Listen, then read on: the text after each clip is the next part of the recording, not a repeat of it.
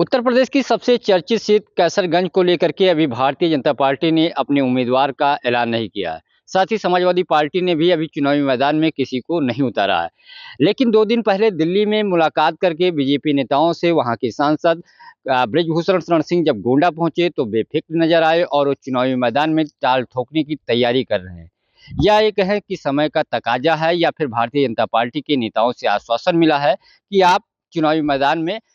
शुरू करिए, डट जाइए। और वहाँ से लौटने के बाद लगातार उन्होंने 40 कार्यक्रम लगाए हैं। ये कहें या तो पार्टी पे वो दबाव डाल रहे हैं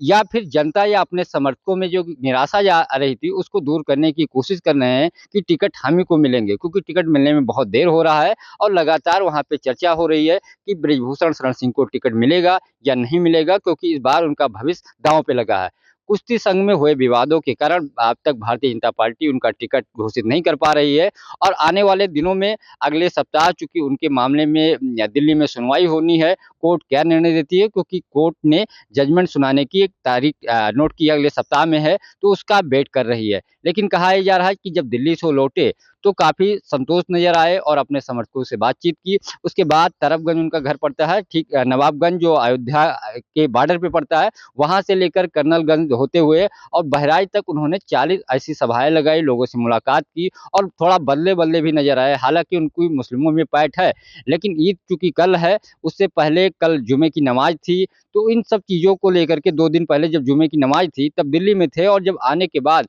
उन्होंने मुस्लिम बस्तियों में या मुस्लिम नेताओं से या उनके जो संपर्क थे, उनके घरों पे जाकर के उन्होंने एक तरीके से ईद से पहले मिलन का कार्यक्रम रखा और जगह-जगह फ़ोटो भी खिंचाई। तो एक तरीके से जो कार्यकर्ताओं में एक डर का माहौल था कि नेताजी को, चूँकि उनको ज़िले में नेताजी कहते हैं, उनको टिकट मिलेगा या नहीं मिलेगा, उनको एक भरोसा दे रहे हैं कि टिकट फाइनल हो गया है, एक दिखा रहे हैं क्योंकि अब कार्यक्रम लग गया तो एक कार्यकर्ताओं में जोश आ रहा है। लेकिन सबसे महत्वपूर्ण बात ये है कि चूँकि वो जिन विधानसभा में वो गए, यानी कैसरगंज लोकसभा सीट में पर जो-जो विधानसभाएँ पहुँचती है, वहाँ भारतीय जनता पार्टी के विधायक हैं, एक कैसरगंज छोड़ दिया जाए तो। लेकिन वहाँ के एक भी विधायक ने बृजभूषण शरण सिंह के साथ नज़र नहीं आए। तरफगंज के विधायक प्रेमनाथ पांडेय हैं, जिनका नाम भी लोकसभा उम्मीदवारों में भारतीय जनता पार्टी के पैनल में है और उनके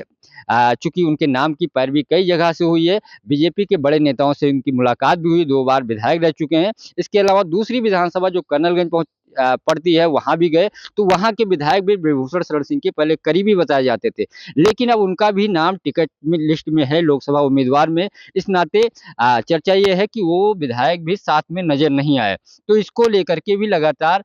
वहाँ जो कयासबाजी है, जो बृजभूषण शरण सिंह के टिकट की दावेदारी है, उसको लेकर के असमंजस की स्थिति बनी हुई है। लेकिन अपने कार्यकर्ताओं से साफ कह दिया है कि टिकट मुझे मिलेगा, या ये फिर कहे कि एक तरीके से वो भारतीय जनता पार्टी पे प्रेशर पॉलिटिक्स कर रहे हैं, दबाव डाल रहे हैं कि मेरे साथ जनता है और मैं चुनावी मैदान में आ गया हूँ, टिकट मिलेगा तो लड़ेंगे, टिकट नहीं मिलेगा तो मिलेंगे। क्योंकि भारतीय जनता पार्टी उनको कई बार बुलाया,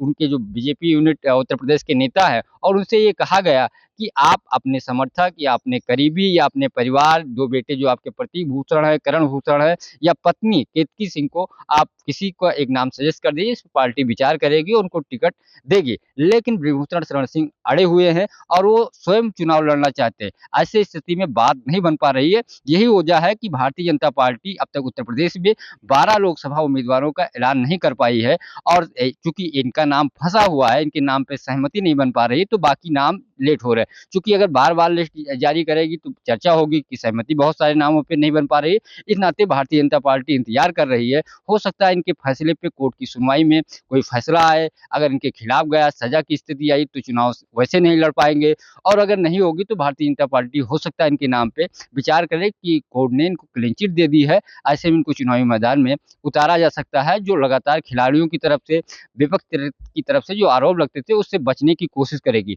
बीजेपी का मानना है चूँकि अगर इनको पहले टिकट दे दिया जाएगा, तो विपक्ष के पास एक बड़ा मुद्दा बन जाएगा और प्रधानमंत्री नरेंद्र मोदी